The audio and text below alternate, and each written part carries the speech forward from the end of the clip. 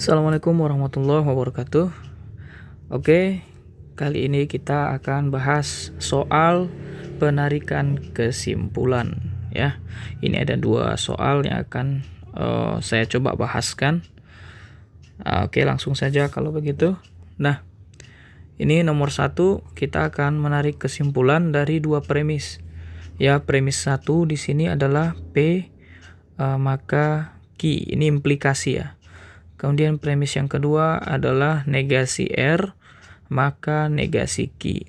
Nah, dari penarikan kesimpulan itu sebenarnya ada 3 modus ya. Modus ponens, kemudian tollens, dan kemudian yang terakhir adalah silogisme. Nah, jadi untuk ini sepertinya modelnya adalah yang akan kita pakai di soal nomor 1 adalah silogisme. Nah, silogisme itu kemarin bentuknya jika premis satunya P maka Q, premis 2-nya Q maka R. Kesimpulannya adalah ini Q-nya kita coret aja, maka P maka R. Nah, ini adalah kesimpulan dari silogisme. Tapi sebelum itu, saya ingatkan kembali bahwa di sini kita juga nanti akan pakai pernyataan yang ekivalen karena tidak semua bisa langsung kita tarik kesimpulannya walaupun bentuknya sudah seperti ini. Nah, seperti nomor 1 di premis 2 negasi R maka negasi Q. Jadi walaupun dia sudah berbentuk implikasi tapi belum bisa untuk kita gunakan secara silogisme ya, dia harus kita ubah dulu ke dalam maksudnya diubah dulu menggunakan ekivalensi ya. Jadi kita buat dulu pernyataan yang ekivalen dengan dia. Nah, sebelumnya itu ada yang disebut dengan implikasi ya. Oke. Ada yang disebut dengan implikasi. Nah, kalau pernyataan itu kita bilang P maka Q. Ya, jika P maka Q. Kemudian kemarin ada converse, berarti kebalik, kita tukar ya. P maka Q berarti jadi Q maka P. Jika Q maka P. Kemudian ada inverse. Itu berarti negasi P. Nah, dari pernyataan implikasi juga ya.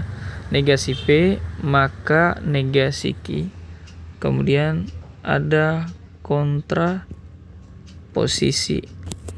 Kontraposisi itu adalah implikasi yang kita balik ya pernyataannya, akibat ke depan, kemudian antecedennya ke belakang, kemudian kita negasikan. Berarti negasi Q maka negasi P. Nah, jadi dari sini implikasi ini ekivalen ya. Saya tulis eki saja. Ekivalen dengan kontraposisi, sementara converse ini ekivalen dengan si inverse. Nah, jadi untuk soal nomor 1 perlu kita ubah terlebih dahulu. Nih, kita akan ubah terlebih dahulu bentuk premis 2. Untuk premis 1 saya rasa cukup, tidak perlu kita ubah. Ini tetap P jika P maka Q. Nah, untuk premis 2 kita ubah terlebih dahulu menjadi pernyataan yang ekivalen dengan dia. Nah, jika kita anggap ini negasi R ya. Negasi R maka negasi Q ini. Nah, kita anggap ini sebuah implikasi, maka implikasi itu akan ekivalen dengan kontraposisinya. Berarti kontraposisi dari negasi R maka negasi Q ini adalah kita balik ya, kemudian kita negasikan. Berarti kalau kita balik berarti negasi Q maka negasi R ya. Lalu kalau kita hilangkan negasinya, kita lawankan, kita negasikan lagi, berarti jadi Q maka R. Nah, jadi sebenarnya ini sudah ekivalen ya, negasi R maka negasi Q itu adalah ekivalen dengan Q maka R. Nah, jadi ini yang kita ambil, Q maka R. Nah, jadi implikasi tadi adalah ekivalen dengan kontraposisi. Nah, berarti di sini langsung saja kita ambil kesimpulannya. Berarti ini sudah bisa kita coret sesuai dengan teknik silogisme ya. Coret, maka kesimpulannya adalah P maka R, jika P maka R. Oke, jadi di sini jawabannya adalah B. Ya. Nah, untuk soal nomor 2. Nah, di sini ada 3 premis. Ada 3 premis, premis 1 2 3. Nah, di sini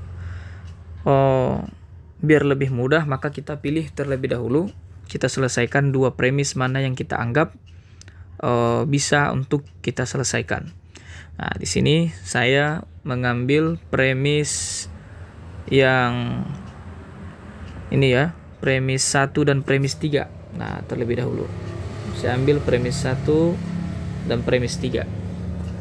Nah, jadi nanti setelah saya dapat kesimpulan premis 1 dan premis 3, nah baru kita gunakan lagi dengan kita tanding lagi ya dengan premis 2 untuk mendapatkan kesimpulan akhir. Nah, jadi premis 3 saya mengambil pertama negasi S maka negasi R. Kemudian premis 1 negasi R maka negasi Q. Oke, langsung saya ambil kesimpulannya. Sini berarti bisa langsung kita ambil secara silogisme. Berarti nah ini negasi S maka negasi Q ya. Nah, kemudian ini kesimpulan yang pertama. Saya akan tanding lagi dengan premis 2. Nah, di sini belum ada kecocokan karena belum bisa kita ambil secara silogisme, berarti harus kita ubah dulu salah satu terlebih dahulu. Nah, bisa kita ubah premis 2 ataupun kesimpulan yang sudah kita peroleh ini yang kita ubah, nah, juga boleh. Tidak ada masalah. Nah, untuk ini saya akan mengubah premis 2 ya. Berarti premis 2. Nah, oke, akan saya ubah.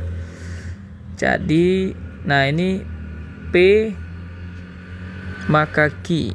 Nah, ingat tadi jika ini adalah implikasi maka dia akan ekivalen. Nah, ini garis 3 ini dibaca ekivalen. Nah, serupa tapi tak sama ya. Ekivalen dengan kontraposisi. Nah, kontraposisi berarti kita ubah, kita balik ya dia. Ini menjadi ke depan, nah ini menjadi ke belakang, tapi sama-sama kita negasikan.